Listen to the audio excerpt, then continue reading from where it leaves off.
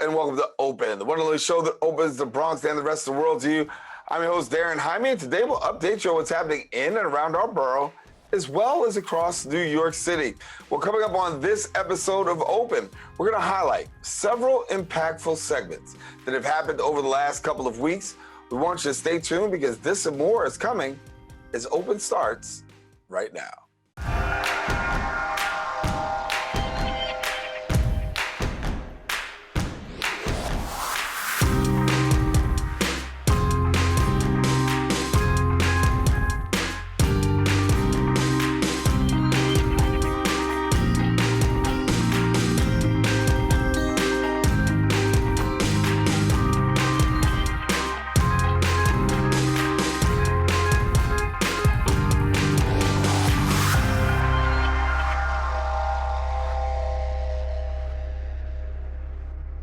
Hello, everyone, and welcome to Open. I am Daren Jaime, and you're watching the show that opens the Bronx and the rest of the world right to you. We also want to welcome our viewers as Open is being broadcast live simultaneously on the MNN channel. We, of course, invite you to stay connected to us. How do you do that?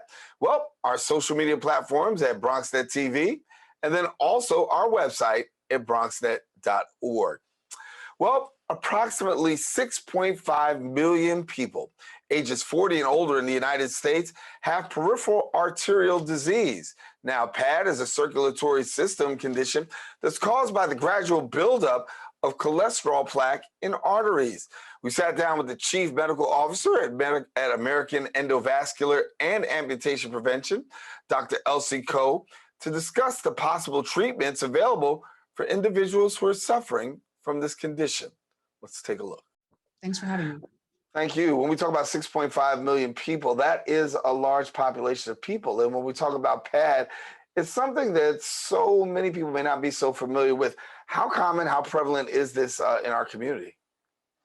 Oh, well, you know, it's very prevalent when you really hone in on who has the risk factors. So the people who have diabetes, hypertension, high cholesterol, are smokers, kidney disease, people with history of stroke or heart attack, they're at very high risk of having PAD, older age, 50 and older really.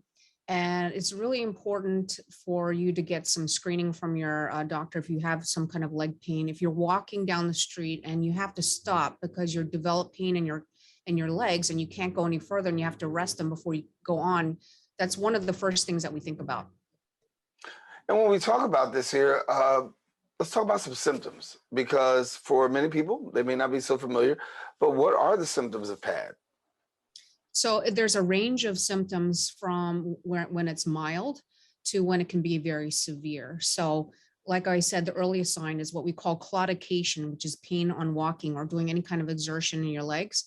But if you have more advanced disease and say you have diabetes and now you have what's called neuropathy or numbness of your feet and ankles and you can't feel your feet, you might develop a sore on the bottom of your foot that you didn't even know was there. And that because you're walking on it, it just starts opening up bigger and bigger. That's kind of where you see the end stage. Your nails might not be growing normally. The hair growth might be, abnormal. You used to have hair and now you don't have hair there in your foot and your lower leg anymore. Those are signs that you're not getting good oxygen to your feet. And basically it's just a lack of oxygen to your feet. And particularly affects the toes and the feet the most because it takes that much longer to get down there. And then you might be going to sleep and you can't, you wake up in the middle of the night because your feet and your feet are numb and you can't feel your feet and you have pain. And a lot of times patient might say to us, well, I notice that I have to get up and dangle my feet at the side of the bed because you want gravity to kind of get the blood to go down. So they might say, I sleep with my legs dangling off the side of the bed, which is abnormal, or I might need to get up and stand up so that I can feel my feet again. That's an abnormal sign too. Yeah. So the question becomes, what is the trigger point of saying, listen, I really need to come in. I really need to get checked out by a physician? Well, when you're not able to perform normal activities, that's a big sign that you need to have something done.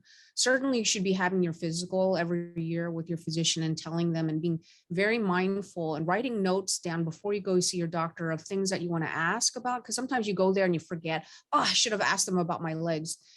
So if you're very mindful, write things down before you go. If you notice that you're not able to do the things that you normally used to do, it's not part of normal aging. You have to be very clear to your physician, because sometimes they try to pry it out of you, but sometimes it's just so much easier for the physician if you told them exactly what's going on and what's been bothering you. You're not able to walk down the street like you used to, and you have to stop.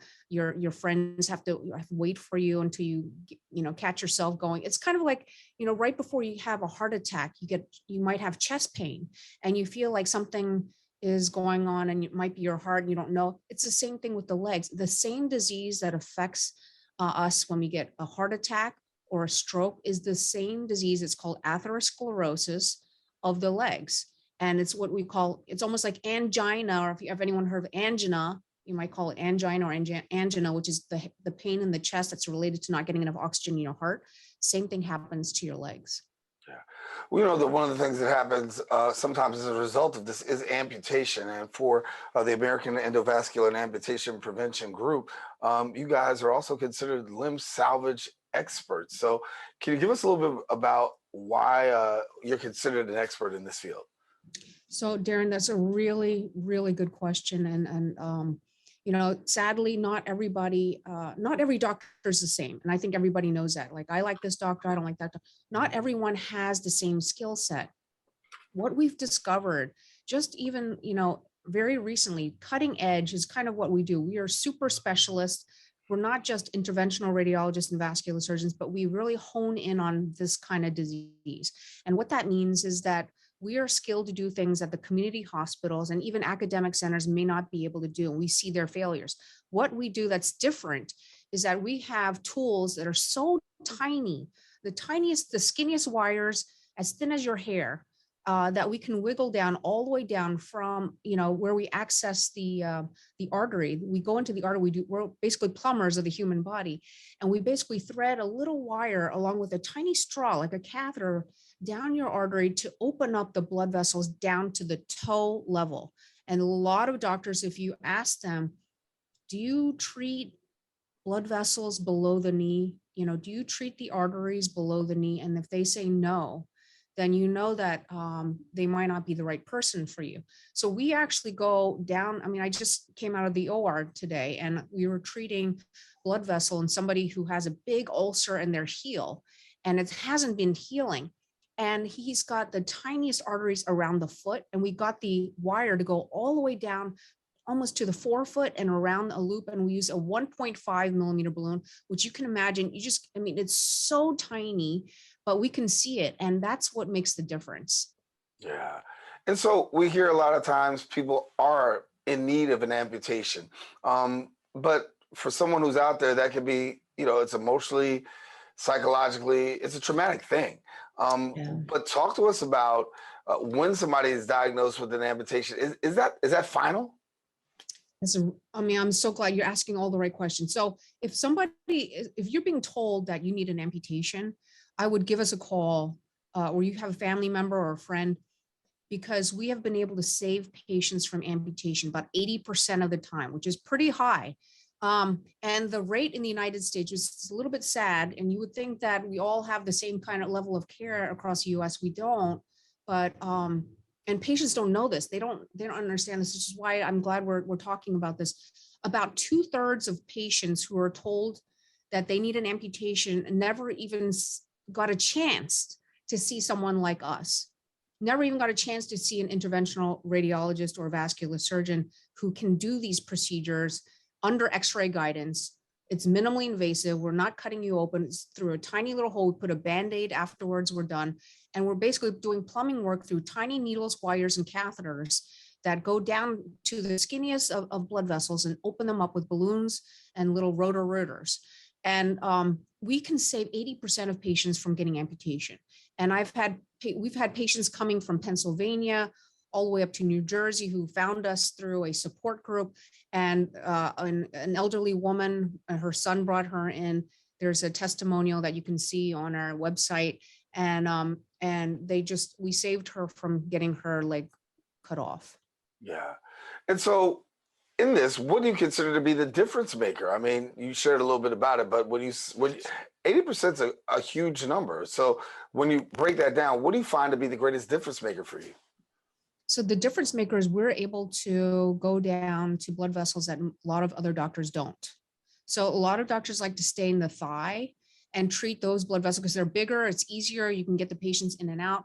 It takes a lot of extra skills, and this hand, like my fingers know how to turn the wire and catheter, and it's the technique of knowing what to do and how to do it when you can't do it. So sometimes I'm even, and I don't want to like scare anyone, but I just want you to know that sometimes we even go put a skinny tiny wire needle in the foot just so that we can go from below and above and connect from above. And sometimes you can't do everything from the arm or the groin. You have to go into the foot. And the patients really don't feel pain. We actually give them conscious sedation, and they are so, I mean, afterwards they can feel a difference right away. One thing I want to say is that once a patient gets an amputation, what people don't realize is, like you said, psychologically, they're depressed, they're sad, now they're debilitated, they're in a wheelchair, they need rehabilitation, they need someone to help them get onto a prosthesis so that they can walk again, and that wound has to heal first, and they start declining very fast. They're not able to exercise, they're not going to eat the way they used to. All of that compounded leads to early death. And I hate to say that, but 50% of patients will pass away in the first year or two. Dr. Elsie Koh. Well, don't go anywhere. We've got more Open continuing right after this.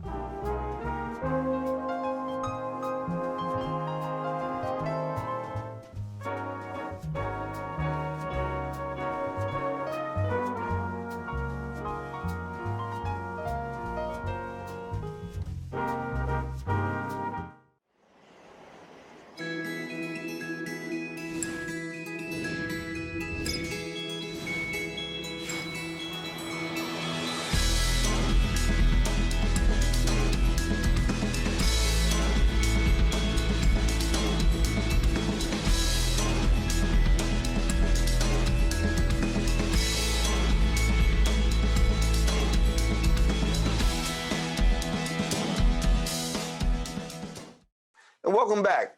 Did you know that in the United States, about 1 in 4 preschool-aged children have an undiagnosed or untreated vision problem? We sat down with the optometrist at Pelham Parkway Vision Center, Dr. Diana Ilyasova, discussing the importance of checking your child's vision. We'll take a look at that right now. Thank you for having me back. Good to have you back. And, you know, it is important, as we talked about it, to take a look at children and eye safety. The fact of the matter is we get the whole body checked out, but sometimes we're not doing a good job in terms of neglect, or we do neglect the eyes of our children. So talk to us a little bit about that. Yes, I'm actually very happy to talk about this subject that I feel so passionate about. A complaint of vision problem. And a lot of these visual development and just overall social development and learning development stalls because children have an underlying vision issue. And they won't ever complain because children don't know that other people are seeing better than them. What can they compare it to? So a lot of the vision issues go unnoticed, and it's not like the mom or dad are very ignorant about it. It's just if the child doesn't complain, a lot of this issue goes unnoticed. So I feel very passionate about children's vision because I see what it does to a child once the eyes are corrected, and it's just so heartwarming to see the way they start to progress after that. Yeah. What are some of the common things that we find when it comes to children's vision that come across your office? Are there any common trends that we see? Yes. Most commonly, of course, is blurred vision. And probably the next common thing is eye turn in kids. And we do see a lot of tearing. And lately, since COVID, a lot of children's headaches. Many kids are complaining headaches. Part of it is computer strain. Part of it is undiagnosed vision problem. And so for a parent out there that might be watching, say, listen, my child complains a little bit, but I'm not too worried about it yet. And still, we know that some of the simplest symptoms can lead to major problems. So what are some of the symptoms and warning signs that a parent can look for when looking through the eyes of their child? Well, the number one symptom is your child is squinting, or your child tends to come closer to the TV, or, you know, hold the device way too close. That's the number one, the telltale sign that there is a vision problem. Children complaining of a headache, that might be the number one reason for a headache here at a children's young age is a vision problem. Eye turn. Let's see, there's a lot of warning signs, but number one is the squinting. Right. So when we talk about the problems, we know that they're the squinting, the looking up close and things like that. The question comes, how often should a parent have their child checked for vision? Well, definitely before school. So around 4 years old, they should check the eyes for any vision problem. But any kind of issues that a child, like a toddler or an infant, might have earlier, he or she should be checked. Absolutely. The child does get gross visual exams by a pediatrician as early as 3-4 months, 6 months. So they do get, you know, gross examinations. So the kids' vision checks actually start earlier, but a full comprehensive vision exam should be around 4 years old and up, 3 to 4 and up yearly. Let me ask the question about astigmatism, because I suffer from one. I know a lot of kids actually suffer from one, but can you define for our audience what astigmatism is? It's a little bit hard to comprehend, but the outer layer, the outer part of the eye, the cornea, or the lens right behind it, may not be shaped like a full circle. It's shaped like American football, we call it, or an elongated shape. Now, when that happens, the light, when it enters the eye, doesn't all come in at the same spot in the back of the eye. So hence, the child gets a large blur circle. I always tell the parent that astigmatism means that in one eye, the vision horizontally does not match to the vision vertically. Okay. And when the light comes in, they're mismatched in the back. And this causes an excessive blur. Also, a lot of headaches, and astigmatic patients have glare sensitivity as well at night, especially. For parents and people who want more information, talk to us about your center, how they can get connected, and the things that you offer. So our center is located in the Bronx. Our office name is Pelham Parkway Vision Center. We're located at 731 Leidig Avenue. We offer all children's services gearing for school age kids and up. Now I see kids from 3 and older. I do see all kids emergencies, basically, even if your toddler is having an issue, let's say a cut in the eye or a little sty in the eye or something like that. I do see them at all ages. Absolutely. I do not have an infant clinic set up in our office, not as of yet. But if anybody needs help seeing a specialist for infant vision, I can gladly refer. Yeah, I think sometimes parents do have this fear, and I know I thought about it with my child, like if my child needs glasses, it's all downhill from here. Can you give us a little bit of guidance as to that parent that may have worries about their child's vision and the possibility of how things can be corrected and really work out? Yes, that was a fear that my parents had to. My parents had perfect vision, and I had bad vision, and they couldn't comprehend that. And there's always a thought that, like, once you put on glasses, it goes downhill from there. The vision will get worse and worse, which is not true. It's a myth. So the vision does change throughout life, and it can be for everybody, adults and children. But children do tend to progress, with time a little worse.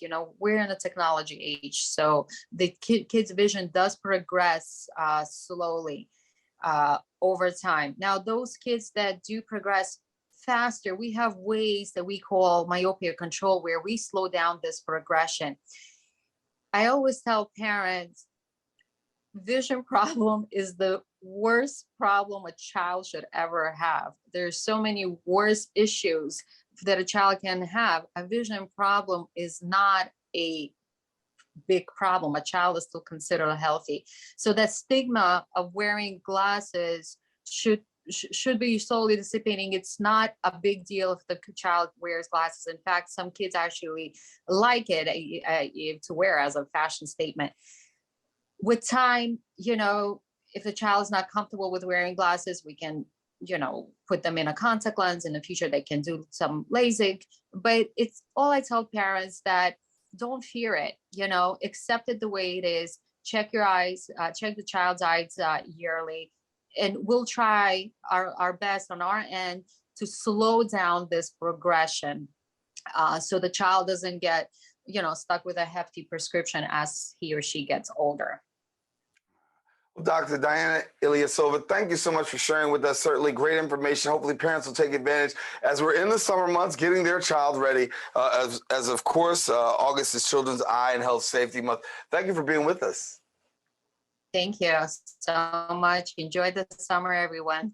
And we encourage you, don't go anywhere. We've got more Open coming up right after this.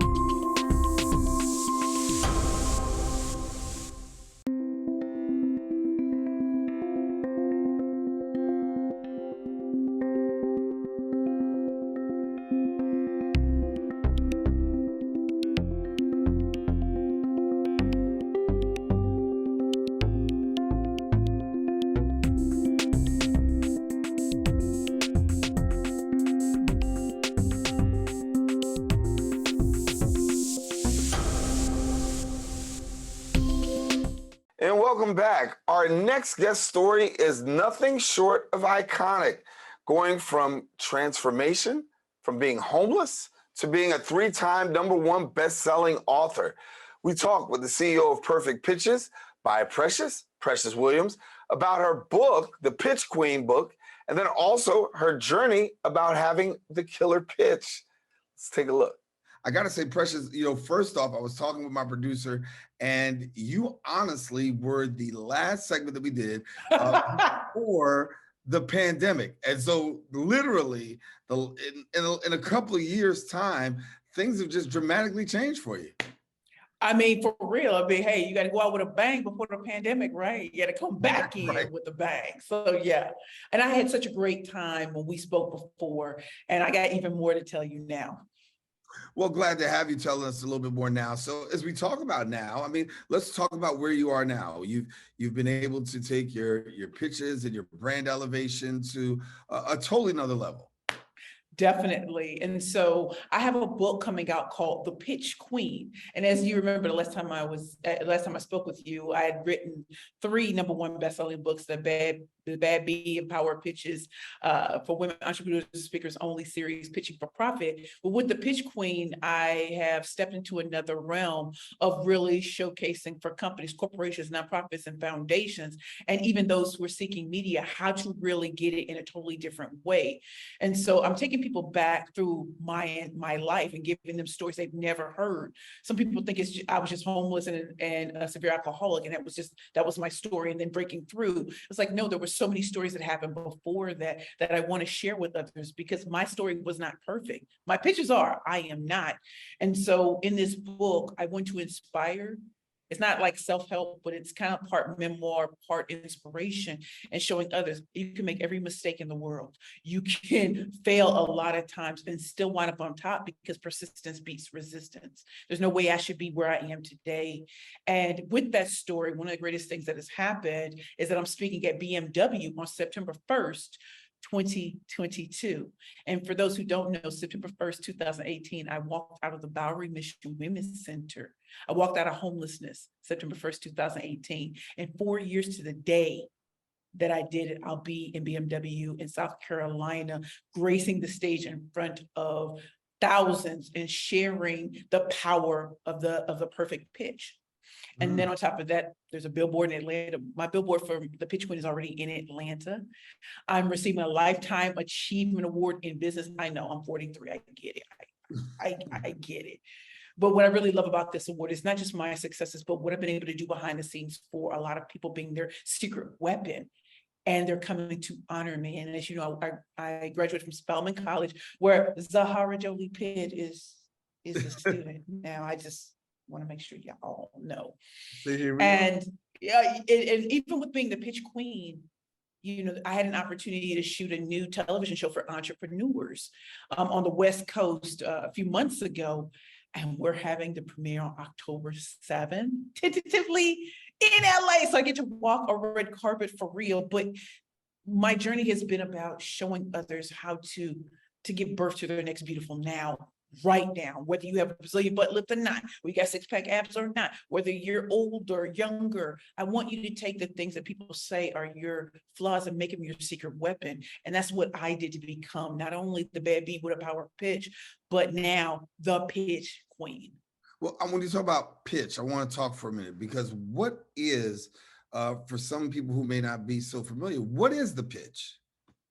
Okay, so a pitch is a short, brief way of introducing you, your products, your services, your branding, your business to others, so that you are the only choice that matters when it comes to hiring, booking, promoting, referring, and buying from. And I always give this little, I'm gonna try to do it really, really quickly, but think about it's the holidays, you're going over someone else's house for dinner. You know all the good food that's gonna be there, you're gonna chop it up with your family and friends. You get over there, someone says dinner is served. So you start putting things on your plate. You're excited. You're looking at that plate. Well, look at that plate. Everything on that plate is you, your business, your books, your brand, your product, your service, your network, everything that makes you your skill sets.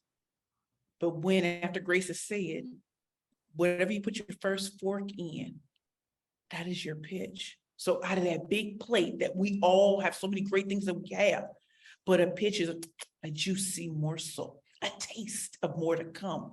And if you give people the right bite, they'll keep eating and eating and eating. So you'll turn a prospect, an ideal prospect, into a client, into a repeat client or customer. And so you never give the full meal deal. You give them a bite so they can taste it. And if you captivate and titillate them and show them why you're the only choice that matters, whether you have 30 seconds, 60 seconds, it matters. That's why you have commercials going all the time. That pitch is just a taste of more to come. So if you like that taste, you're going to take another little taste. You got an ebook, you can get them to a book, you can get them to a course, you can get them to one-on-one training, group training, speaking, and things like that. And so again, when you're doing a pitch, which is briefly introducing yourself to get them interested in wanting to go to the next step with you to buy, refer, or hire, remember, are you giving them the plate, which is overwhelming? Are you giving them a taste, a fork? Think about that all the time. Oh, did I give the plate or did I give the fork? Right. I want to take the time for a moment to just ask you because, as I said, you're the last guest I had before COVID. Here you are. Mm-hmm. You got books, you got TED Talk. We'll talk about that in a minute. Got Oh, TED Talk, yes. Hosted show, got Billboard. So what did COVID do for you? You know what? COVID was actually very great for my business. Honestly, it was. See, there were so many people who let the news tell them that it was over, their store, everything was over. And I admit some places had brick and mortar, and so they couldn't be open. But what I've learned in my journey from homelessness to where I've been today is that money is still made, impact is still being had. So where others retreated, I didn't retreat, I went full force. And so where others were backing up, I'm going to the fight. And so what I was able to do was get into the Googles, the LinkedIn's, the Microsofts, the Federal Reserve Bank, the Intuit, QuickBooks of the world and other nonprofits and foundations and really showcase what I can do for them in the pandemic. And so I went from the clients that I already had to speaking on bigger stages. I was doing a lot of virtual training, paid virtual training, didn't even leave the house, but doing that paid virtual training, because I had a lot of speaking engagements that, they were trying to cancel. I said, well, can we do it virtually? I'll bring the energy, the funk, and the noise. And I did. And by doing that, we tripled our revenue in the pandemic. I also won a number of awards for the work that I was able to do for my clients. I told you 7 of my clients have been on Shark Tank and successfully funded. Not only that, some of my other clients have won $250,000, $500,000, even $1 million in pitch competitions. And finally, for speakers, I started this training called Booked and Busy Speakers Boot Camp, because a lot of people ask speakers to speak for free. However, if you know your zone of genius and you know how to take yourself apart from what everybody else is doing, that's worthy of being paid. And how do you package, position, and pitch? And that's what I learned in the pandemic. It's not that I just great at pitching, but how do I package, position you in front of the right playground and sandbox so that the VIPs and others can notice you, and now pitch to them in the language that they understand, that they know you are the only choice that matters to handle this particular problem, and also be on your Kanye. Don't ever let them box you in to a particular place. So we tripled our revenue, and even now, bigger and bigger deals are on the table. Like, I didn't think I would be the pitch trainer and a co-host of a national television show debuting, and to be there with all these billionaires, multimillionaires, and just think they chose me. Why? Because I was the only choice that mattered when it came to pitching. Wow. So for you, what's it like now, looking back and saying, I've been through this. I know what it's like to be homeless. And now I know what it's like to be in front of corporate America at the top of the food chain, if you will. For you, the journey, what's it feel like at this stage? The journey feels incredible, honestly. There are times when I cry because I had a 10-year plan in my mind that 4 years we just pushed past into 20, whatever my 20-year vision is. What makes me cry also is that my clients are succeeding beyond their wildest dreams. In fact, just this past week, David Meltzer, who hosts 2 Minute Drill and Office Hours, he was in Times Square. I brought one of my clients to meet him. It was pouring rain. I was getting ready to ask a question, and then I said to my client, step up. pitch to him right now. She pitched her film idea in the pouring rain. People were so shocked, clapping and all those sort of things. And I said, that's what you do. It's not enough for me to be successful, for my clients to do it. And no matter what's against you, rain, all sorts of things, you still got to have your eyes on the prize. And I'm proud to be an entrepreneur, a Black woman, a full-figure diva, who's showing that you do not have to look, sound, and act like everybody else to make it. You don't have to be in entertainment. You don't have to be in sports, but if you're doing that, great too. But all of us have a zone of genius that we can impact the world with. And by, just solving real problems, your bank account has no choice but to expand. Yeah. So if people want to get in touch with you and really continue to do work, see the work that you're doing, or actually tap into how to improve their actual life, their business, what do they do? Yes. So my contact information, again, everybody, I'm Precious Williams, proud founder and CEO of Perfect Pitches by Precious, #Killer Pitch Master, #the Pitch Queen.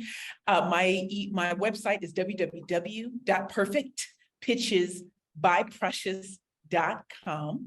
We also have another website called www.perfectpitchgroup.com, because we're changing, and there you can get my hands-on copy of my fourth book, The Pitch Queen. On Twitter, I'm @PerfectPitchP. On Facebook, I'm @PerfectPitchP. And on Instagram, I am @PerfectPitchesP. And if you go back to my website, www.perfectpitchesbypressure.com, you can see how you can work one-on-one with me, have a consultation with me, how you can see the free things that we offer from our free quiz at pitchingforprofit.com. Take our free quiz, 6 questions, and you'll get a customized report to show you how to step your game up. And it's free, 99 free. And finally, I'm just excited to get to know you all. So if you need help with your pitch, if you want to know how to #slay all competition with a killer pitch, come check me out at perfectpitchesbyprecious.com. I am Precious Williams, the Pitch Queen, 13-time National Elevator Pitch Champion, and showing you where the money resides. As always, it is a pleasure to see you. I'm glad to see you. I mean, as I said before, sometimes you see people after the pandemic and you can say, oh my God, it's really affected them in a bad way. But to see you and to see all that's going on, your smile, your energy, you're there, and the work that you've been able to do and the impact that you're making. So glad to have you, Precious Williams. Got to come back. And I'm going to come back, and thank you so much. Have a wonderful day. And don't go anywhere. We've got more Open coming up right after this.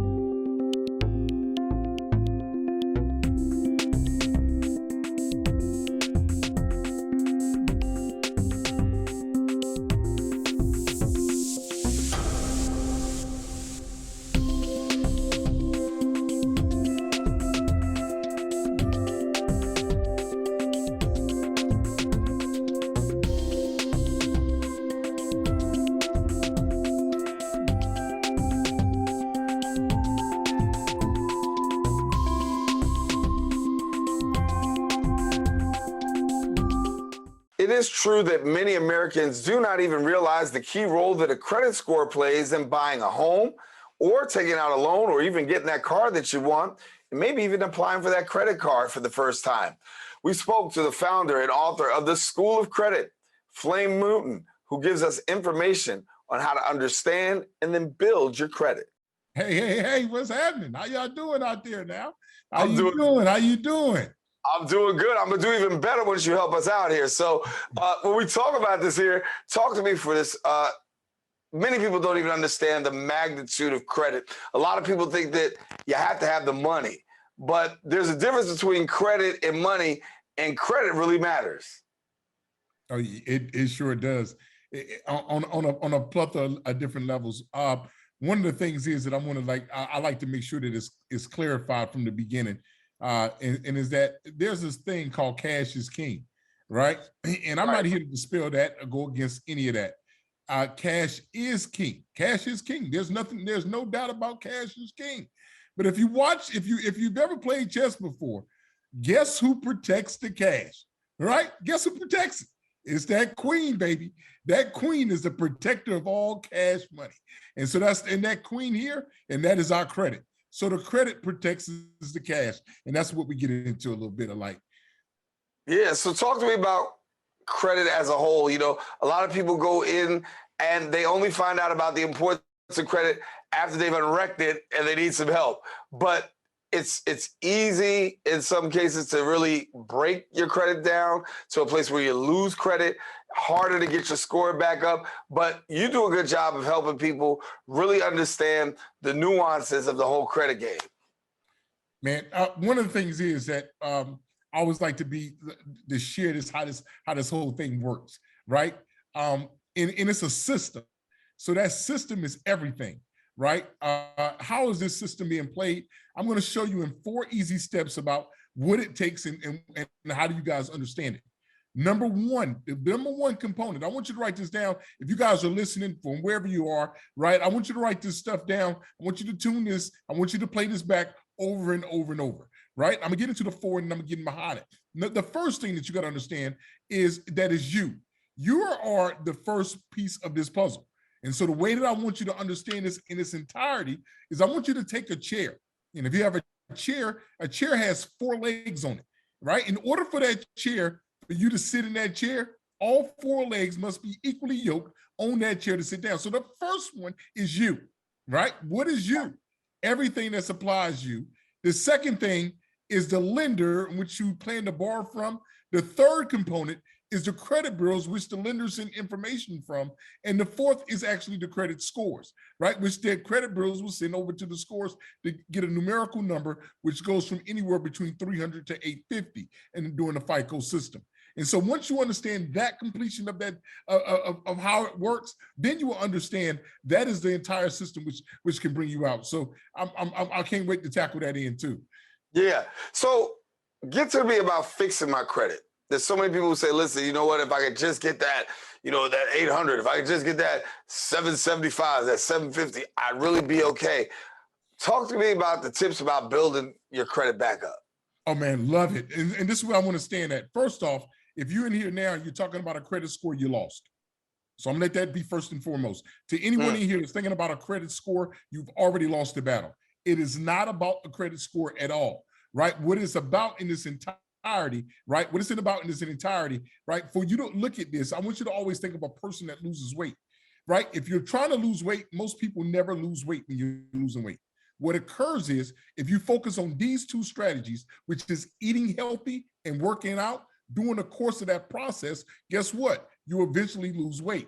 So the same thing works over here in the credit realm, right? Understanding that method which goes into losing weight, which is losing things off your credit profile, right? Let's first understand what is negative items on your credit profile. Let's get that understood first. You got to know that first. What are they, right? You start talking about late payments, charge-offs, collections, repossessions, foreclosures, bankruptcies. You start talking about low and high utilization, and also you start talking about personal information. Listen what I said, personal information. Late payments is the #1 killer for your credit profile. Let's not let that sweep under the rug. It is late payments. Late payments means, listen, it is more important to pay a bill on time than it is to eat on time. I want to say that again. It is more important to pay a bill on time than it is to eat on time. Because by you paying that bill late, that can be the difference between what you eat. Are you with me now? And so those are the things. First, identifying what it is. Once you identify what they are, then you can come from behind that. Well, when you talk about late payments, that's really, that's really huge. But talk to me about personal information, because sometimes people get confused about personal information. How big is personal information on your credit report? Oh my God, I can't stress this enough. It is through the roof. This is one of the most smaller things that people do not pay attention to. Listen, I understand and I respect it. Bobby, you're my boy, and I respect it, Bobby. Now, who is Bobby? Bobby is because his real name is Robert, but he goes out into the world and he calls himself Bobby. So when he fills out an application, he writes the word Bobby down there. So now when you look at a credit profile, he will have the word called Robert Smith down there, right? He will also have the name called Bobby Smith down there. He will also go by sometimes Rob Smith down there. Sometimes he go by Robbie Smith. Sometimes he go by Robert J. Smith. Sometimes he go by Robert Jeffrey Smith. Sometimes he go by Bob Jeff Smith. See, those different correlations of her name, they're going to make it to where a lender looks at your credit profile and see different configurations. And what they want to do is step away, because to them, you're trying to pose yourself as someone different every time. So, but when you also look on there, such as your address. Now, me and you can have a real heart-to-heart conversation here. If you look at a person and they have to get 8 to 10 different addresses on their credit profile and they're 35 years old, what it tells them is that person that is borrowing this money is not stable, right? They're not stable. And so when you start to look at these things that go along, and that's just to name a few. Listen, I'm excited. I want you guys to know those personal identification things that come on your credit profile, they are huge to a lender. And when a lender looks at those things, they might just say, hey, you know what? I'm out. I'd rather not deal with them, right? And so you want to make sure that you got one name, one address, one employer. Stay there for a second with employer. This week you're doing brick mason. Last week you was doing sales. 3 weeks ago you was doing a DJ. You're all over the place. Nobody knows what you're doing. So that's why it's essential to have your personal information corrected on there. You take a lot of time teaching this stuff, and I want to let you know that he's the author of the School of Credit, helping people to be able to come in that area, improving, getting your life together. Talk to us about the School of Credit. Oh, man, listen. The School of Credit is a different book, for sure. It's a total different book, which landed to me to become America's #1 credit educator, as told by FICO, right? And what does this book entail is, I was talking with folks a lot, and one of the things they kept saying is, man, I wish they would have taught me credit in school. So that landed us to say, you know what? Let's call it the School of Credit, right? Mm-hmm. The School of Credit, where each grade level represents something different pertaining to credit. So we start talking about, first off, first grade. What is credit? Where did it begin? Do you understand about the barter system? That's how it began, right? Understand how's the Social Security number even linked to credit, and where did it all begin, right? Second grade, we start talking about the credit bureaus, right? What do they do and how do they perform? Did you also know that there are so many different credit reporting agencies? They only talk to you about 3, which is Equifax, Experian, and TransUnion. There's credit reporting agencies for when you're actually trying to get an apartment. There's credit reporting agencies when you're actually going to a restaurant, right? They got so many different ones that are out there, right? Then you start to get into the things that are on your credit profile. Not only that, it'll lead you over to bankruptcies and what they are, and you'll go about understanding about the credit scoring system. 7th grade, we start talking about disputing the credit. Now think about that for a minute. You guys were always talking about fixing your credit. I didn't start talking about fixing your credit until the 7th grade. That means there's 6 other prior grades that you got to learn about before you can even begin to fix your credit, right? 8th grade is when we start talking about building up your credit, what type of trade lines you need to have in your credit profile. How does your profile supposed to look? You remember we talked about earlier about how you eat. Having the right foods on your table will actually give you strength, or it can actually lower you down. That's similar to how your credit profile works. Having the right credit cards, having the right lenders on your credit profile can build you up or lower you down. Right, then you start to understand about how to protect your credit, how to get into all of these things. What about the banking system? What about happens if you have to sue someone? What about if somebody's trying to sue you? How do you protect yourself? And a whole lot more. That's why it's 12 levels of the American credit system. Yeah. So how do people get in touch with you in terms of being able to get this information? Oh man, I love it. Listen, I need you guys to write this down. I need you to write this down in its entirety. It's called Meatflame. I want you to meet me, right? Meet me, meatflame.com, right? And that's where you'll find so much and so much more, right? If you're listening to me now, I always tell people, I need you to follow me on my Facebook page because I carry a lot of information over there. I'm in so many groups over there. I'm across the globe. You might catch me in a city near you. That's why it's essential for you to get up with me. I just came off of a big road trip coming from Orlando to North Carolina to Virginia to Nashville, Tennessee, back to Atlanta, Georgia, down to Texas, and just now getting home off a 6-week trip. So I could be anywhere in this globe, right? Long as this globe, I could be in a city near you. Make sure that you contact me again. That is meatflame.com. Meatflame.com. Let's try it. Meet me. Yeah. Meatflame. Well, listen. I'm meeting you right now. I'm talking to you right now, and I need to meet you on this particular area. Talk to me about this thing before we get out of here. I got to talk about bank cards. I want to talk about store credit cards, and I want to talk about those major credit cards. Because a lot of people, particularly in our community, we like those store cards, the Walmart card, the this, that, the third, but the Macy's card. But the reality is those cards are okay, but they're not really okay. Am I right? That's correct. That's correct. First off, I'm gonna share with you guys, right? So you actually know. When it comes to, there's 2 things that are on your credit report I never want you to forget. 2 categories. Either it's gonna fall in an installment category or a revolving category. When you start dealing with credit cards, right? Credit card is one piece of that actual category, right? Of revolving credit card, right? There's 6 different types of revolving lines on that type. One is the credit card as you know it, which is the Visa MasterCard logo, which you actually see on the right-hand side. The second one, which you talked about, which is the retail card or the store card, does not have a Visa MasterCard logo on it. The third card is called a service merchant card. Service merchant card actually is a co-branded card that can actually have a store name and a Visa MasterCard logo on the side. The fourth card is where you start having a charge card. That charge card is whatever you spend that month is what you have to pay back at the end of that month. That fifth card is when we start talking about a medical card, right? Meaning that you can use it for medical emergency procedures and providers and things of that nature, pharmaceuticals, right? And then the sixth one is called a line of credit. Now, when it comes to these things, right, out of all of these, right, it is actually the credit card, right? It is actually, it's regularly the credit card and the charge card that can give you the most bang for your buck. Why is that?